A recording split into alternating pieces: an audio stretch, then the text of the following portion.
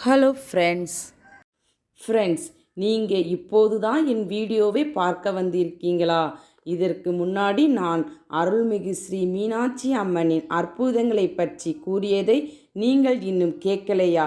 கவலை வேண்டாம், அதற்கான லிங்கை நான் டிஸ்கிரிப்ஷனில் கொடுத்துருக்கேன்.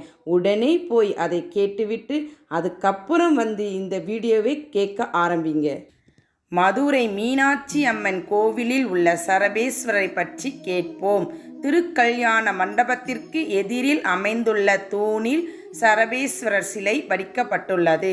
இரணியனின் கொன்ற பின்னர் நரசிம்மர் கோபம் தணியாமல் உக்கிர மூர்த்தியாக அலைந்து திரிந்தார்.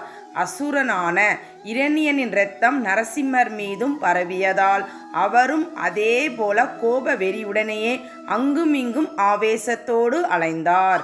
தேவர்கள் அனைவரும் இதனை கண்டு அஞ்சி நடுங்கி சிவபெருமானிடம் சென்று முறையிட்டனர்.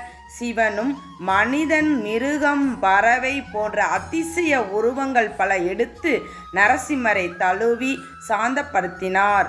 இந்த சரபேஸ்வரின் உருவம் தாங்கிய சிற்பத்திற்கு ராகு காலத்தில் வழிபாடு செய்து பக்தர்கள் ஆராதிக்கின்றனர். ஃப்ரெண்ட்ஸ், சரபேஸ்வரை பற்றி கேட்டறிந்தோம். அடுத்ததாக 7 கடலை பற்றி கேட்போம். அதுவரை இணைந்திடுங்கள் ஆர்ஆர்ஜி யூடியூப் சேனலுடன். ஃப்ரெண்ட்ஸ், உங்களுக்கு என்னுடைய வீடியோ உடனுக்குடன் கிடைக்க மறக்காமல் சப்ஸ்கிரைப் பண்ணுங்கள். அதே மாதிரி இந்த வீடியோ பிடிச்சிருந்தா லைக் பண்ணுங்கள். மனசில் என்ன தோணுதோ அதை கமெண்ட் பண்ணுங்கள். மறக்காமல் உங்கள் ஃப்ரெண்ட்ஸுக்கு இதை ஷேர் பண்ணுங்கள்.